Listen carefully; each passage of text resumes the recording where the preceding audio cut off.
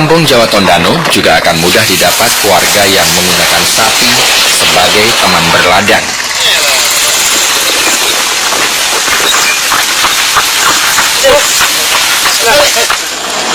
Selain digunakan sebagai alat transportasi menuju ladang, sapi juga digunakan untuk membajak. Warga setempat yakin ini adalah cara berladang yang khas Jawa, buah warisan para leluhurnya.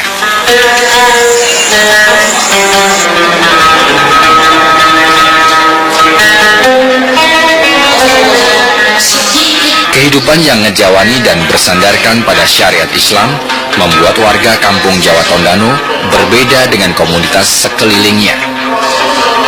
Dulu, warga sekitar kampung Jawa Tondano menganut paham kepercayaan. Namun mereka bisa menerima dan membaur dengan para pengikut Kiai Mojo. Seperti di Jawa juga, seperti kebudayaan yang ada di Jawa itu semua ada di sini. Seperti ampengan masih kita laksanakan, apalagi sarian atau ziarah kubur setiap menjelang puasa tetap kita laksanakan. Kemudian peringatan 7 bulanan tetap kita laksanakan sebagaimana yang dibawa oleh mbah-mbah kita dulu. Dan sampai saat ini kita pertahankan terus.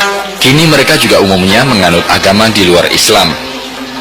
Meski demikian, warga kampung Jawa Tondano tetap mendapatkan tempat dan bebas menjalankan aktivitas keislamannya. Pertama, sejak dari dulu sudah terjadi komunikasi perkawinan. Yang kedua, masyarakat kampung Jawa maupun masyarakat sekitarnya yang beragama non-muslim selalu hidup berbaur, mulai dari kehidupan pertanian, kehidupan sosial, dan ketiga, dan itu yang punya peran yang cukup berarti ya, di Sulawesi Utara ada badan kerjasama antar umat beragama, satu forum di mana para pimpinan umat beragama selalu bertemu, berdiskusi, membicarakan apa-apa yang bisa dikerjakan bersama, membicarakan apa-apa yang bisa mengakibatkan terjadi konflik, sehingga kalau ada masalah cepat diantisipasi dan cepat ditanggulangi. Uniknya, perbedaan pendapat di kalangan para sesepuh kampung Jawa Tondano sendiri kerap terjadi. Adat istiadat Jawa Tondano sekarang adalah adat istiadat asli Jawa yang pada waktu itu masih diwarnai oleh kejawen, masih diwarnai oleh sepertinya budaya-budaya atau adat istiadatnya Hindu pada waktu, karena kan di Jawa waktu itu istilahnya penyebaran agama Islam belum paripurna, masih menyesuaikan dengan budaya-budaya yang telah melekat di Jawa itu. Ada sebagian teman-teman yang dengan pendidikannya, dengan ilmu pengetahuannya belajar kembali, dilihat ini. Saya contohkan saja misalnya ada satu kesenian yang ada di Jatinegara namanya Selawatan Jowo. Selawatan Jowo itu bahasa Arab, huruf-huruf Arab, tapi dilafazkan dalam lafaz Jawa. Banyak kampung yang keluar dari kampung Jawa itu pertama karena ingin mengembangkan pertanian. Karena memang daerah mereka juga begitu kecil, mereka ingin berkembang, mereka juga sampai ke Gorontalo. Dan perlu kami sampaikan bahwasanya memang mbah-mbah kita ini dibuang dari Jawa ini oleh Belanda itu karena mereka ada ahli pertanian, ahli pertukangan, ahli tikam besi. Jadi mereka kembangkan keahlian mereka ini ke daerah lain sekaligus menyiarkan agama Islam. Nah, jadi sekarang bukan saja cuma di Manado, bahkan di Provinsi Gorontalo itu sudah ada 4 kampung Jawa. Pada akhirnya, perbedaan prinsip itu melahirkan kampung-kampung Jawa baru di luar Tondano. Sehingga, dengan sendirinya, para keturunan pengikut Kiai Mojo makin tersebar ke berbagai tempat dan membangun kampung Jawa baru.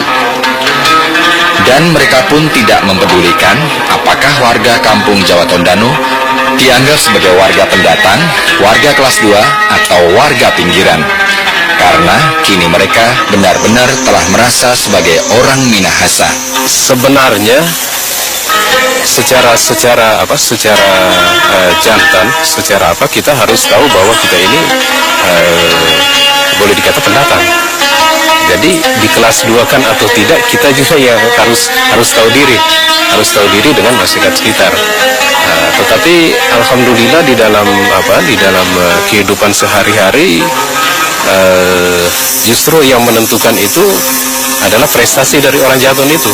Ketika dia seorang yang berhasil di bidang misalnya ilmu atau kepegawaian tingkat apa, ketika dia berhasil itu, ya ilmunya itu yang dia yang mengantar dia ke misalnya jabatan atau apa.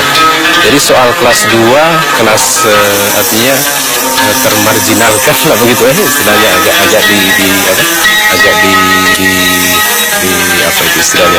digencet sedikit. Orang Jaton itu yang harus tahu diri. Kampung Jawa ini kan sudah termasuk penduduk Minahasa ya, subetnis ya, Minahasa. Jadi sudah masuk penduduk Minahasa.